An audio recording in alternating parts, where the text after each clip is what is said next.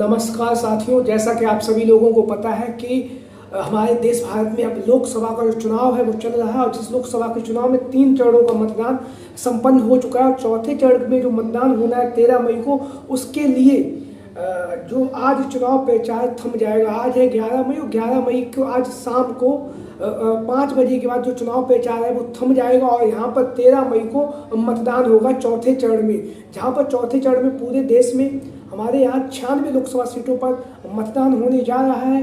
वहीं पर उत्तर प्रदेश, जैसा कि आप सभी लोगों को पता है, उत्तर प्रदेश में 80 लोकसभा सीटें, उन 80 लोकसभा सीटों में से 13 लोकसभा सीटों पर चौथे चरण में मतदान होगा। तो उसको लेकर आज हम अपनी इस वीडियो में बात करेंगे और इसके साथ ही साथ हम बात करेंगे, जैसा कि आप सभी लोगों को पता है कि लगातार चुनावी सर्वे हो रहे हैं और इन्हीं सर्वे के साथ ही साथ जो फौलादी सट्टा बाजार है उसने भी अपना ओपिनियन पोल किया है और उसका ओपिनियन पोल इसलिए भी काफ़ी ज़्यादा चर्चाओं में बना रहता है क्योंकि कर्नाटक में और हिमाचल प्रदेश में जब वहाँ पर विधानसभा चुनाव हुए थे तो जिस हिसाब से फौलादी सट्टा बाजार के द्वारा जो अनुमानित डाटा जारी किया गया था उसी डाटा के अनुसार लगभग वहाँ पर सीटें आई, जहाँ पर फौलादी सट्टा बाजार के द्वारा कर्नाटक में कांग्रेस की सरकार बनाते हुए दिखाई जा रही थी और जब वहाँ का रिजल्ट आया तो वहाँ पर कर्नाटक में कांग्रेस की सरकार बनी। उसके साथ ही साथ हिमाचल प्रदेश में फौलादी सट्टा बाजार ने जहाँ पर कांटे की लड़ाई बताई थी तो वहाँ पर कांटे का मुकाबला भी हुआ है। तो फौलादी सट्टा बाजार लगातार चर्चाओं में बना रहता है और बनाए रहने के साथ ही साथ लगातार वह जो लोकसभा का जो चुनाव हो रहा है उस पर अपनी निगाहें बनाए हुए है। तो आज हम बात करेंगे चौथे चरण को लेकर जो लगातार चर्चाओं का केंद्र बिंदु बना हुआ है, क्योंकि आप लोगों को पता है कि देश की गद्दी का रास्ता जो है वो उत्तर प्रदेश से ही होकर जाता है। तो उत्तर प्रदेश में 80 लोकसभा सीटों में से 13 लोकसभा सीटों पर चौथे चरण में मतदान होगा। वो किन किन सीटों पर मतदान होगा वो आप लोग अपनी स्क्रीन पर देख भी रहे हैं। जहाँ पर सबसे पहले हम बात करेंगे 14 जो लोकसभा सीटें हैं इनमें जहाँ जहाँ मतदान होगा उसको लेकर हम बात कर लेते हैं। बहराइच, अकबरपुर, कानपुर, कन्नौज, इटावा, फर्रुखाबाद, उन्नाव, मिश्रिख, हरदोई, सीतापुर, धौरहरा, खीरी और शाहजहाँपुर। ये वो 13 लोकसभा सीटें हैं जहां पर मतदान होगा 13 मई को। बात करें 2019 के चुनाव में तो 2019 के चुनाव में इन 13 की 13 लोकसभा सीटों पर भारतीय जनता पार्टी ने प्रचंड जीत प्राप्त की थी। लेकिन जब 2024 के चुनाव है और इस चुनाव में अब 2019 जैसा माहौल नहीं है। बहुत सारे मुद्दे हैं, चाहे किसान का मुद्दा हो, चाहे बेरोजगार युवाओं का मुद्दा हो, चाहे अग्निवीर योजना हो, चाहे फिर जिस तरह से जो सरकारी संस्थाएं उन्हें प्राइवेट किया जा रहा है, उन मुद्दों को लेकर भी लगातार जनता जागरूक हो रही है। वहीं पर लगातार भारतीय जनता पार्टी के जो भी नेता हैं, जो भी प्रत्याशी हैं, वो लगातार संविधान बदलने की बात कर रहे हैं। तो वो भी एक कहीं ना कहीं इस बार चुनाव में हमें उसका नुकसान भारतीय जनता पार्टी को होता हुआ दिखाई दे रहा है। तो हम बात करेंगे इन 13 लोकसभा सीटों का समीकरण क्या रहने वाला है। इन 13 लोकसभा सीटों में से भारतीय जनता पार्टी कितनी सीटें जीतने जा रही है और इंडिया गठबंधन और समाजवादी पार्टी कितनी सीटें जीतने जा रहा है। तो एक एक करके हम बात करेंगे। तो सबसे पहले हम बात शुरू करते हैं कन्नौज लोकसभा सीट को लेकर।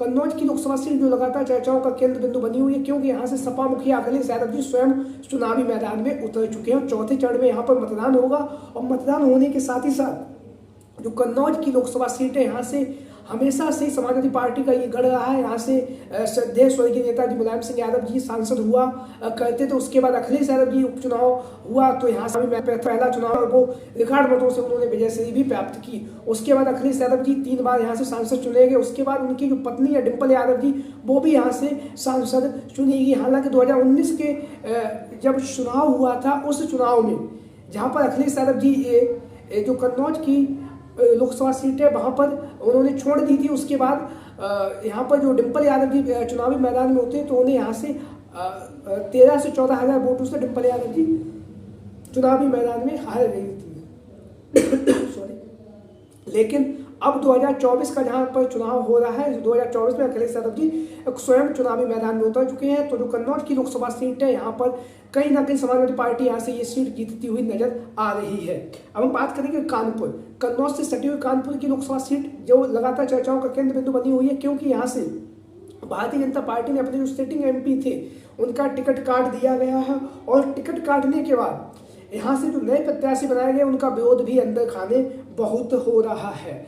तो जो कानपुर की लोकसभा सीट है वो भी कहीं ना कहीं इस बार दिलचस्प मुकाबला होने जा रहा है, क्योंकि यहाँ पर समाजवादी पार्टी के 3 विधायक 2022 के चुनाव में जीते थे और वो लंबे मार्जिन से यानी बड़े मार्जिन से उन्होंने चुनावी मैदान में जीत हासिल की थी, जिसका फायदा कहीं ना कहीं समाजवादी पार्टी को मिलने जा रहा है। तो कानपुर की लोकसभा सीट कहीं ना कहीं समाजवादी पार्टी के पक्ष में जाती हुई नजर आ रही है। हम बात करेंगे इटावा की लोकसभा सीट, जहाँ से अनिल दोहरी चुनावी मैदान में, वो भी इटावा की लोकसभा सीट है कहीं ना कहीं समाजवादी पार्टी के पक्ष में जाती हुई नजर आ रही है, क्योंकि यहाँ से शिवपाल सिंह यादव, डिंपल यादव और अखिलेश यादव भी लगातार तूफानी प्रचार भी कर रहे हैं। अब हम बात करेंगे फर्रुखाबाद की लोकसभा सीट को लेकर। फर्रुखाबाद की जो लोकसभा सीट है, जहां से डॉक्टर नवल किशोर साहब के चुनावी मैदान में उतर चुके हैं और कहीं ना कहीं वहां पर साक्य बहुल और यादव बहुल और मुस्लिम बहुल ये सीट है, यहाँ पर साक्य बहुल भी सीट कह सकते हैं। तो ऐसी स्थिति में अखिलेश यादव जी ने जातीय समीकरण को साधने के लिए जो नवल किशोर साक्य को चुनावी मैदान में उतारा है, जिसका फायदा अखिलेश यादव जी को मिलता हुआ दिखाई दे रहा है। वहीं पर यादव समाज और मुस्लिम समाज भी जहां पर समाजवादी पार्टी को वोट करता हुआ नजर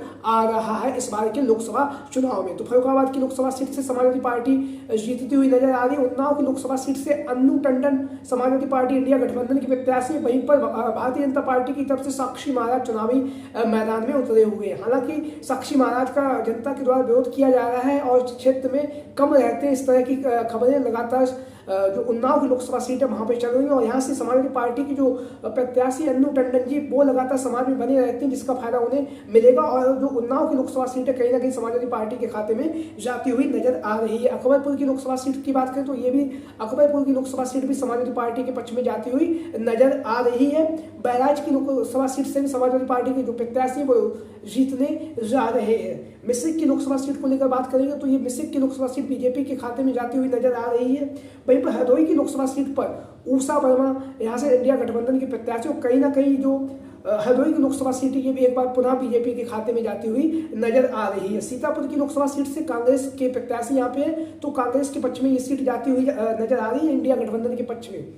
वहीं पर बात करेंगे धौरहरा से आनंद भदौरिया चुनावी मैदान में उतरे हुए हैं और आनंद भदौरिया को उतरने से जहां पर जातीय समीकरण को साधा गया है, उसके साथ ही साथ जो धौरहरा की जो लोकसभा सीट है वो भी समाजवादी पार्टी के पक्ष में जाती हुई नजर आ रही है। हम बात करेंगे लखीमपुर खीरी की, जहां पर आप लोगों को पता है उत्कर्ष वर्मा को इंडिया गठबंधन का प्रत्याशी बनाया गया। वहीं पर लखीमपुर खीरी से जो सांसद हैं टेनी साहब, उन्हें बीजेपी ने अपना प्रत्याशी बनाया है। टेनी साहब बहुत ज्यादा चर्चाओं का केंद्र बिंदु भी बने रहे थे, जिस तरह से किसानों के ऊपर जो गाड़ी चलाई गई थी उस समय की जो घटना थी उसको लेकर। लेकिन यहाँ पर भी कहीं ना कहीं खीरी की जो लोकसभा सीट है वहां पर कड़ा मुकाबला होता हुआ हमें नजर आ रहा है। हम बात करेंगे शाहजहांपुर की लोकसभा सीट को लेकर, जहां से इंडिया गठबंधन के प्रत्याशी के रूप में ज्योत्सना कश्यप चुनावी मैदान में है।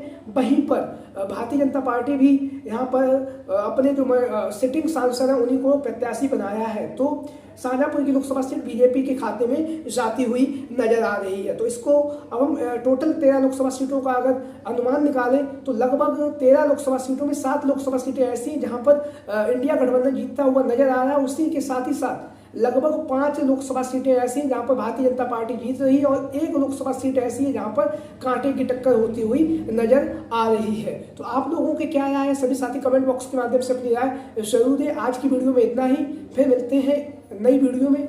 जय हिंद, जय भारत।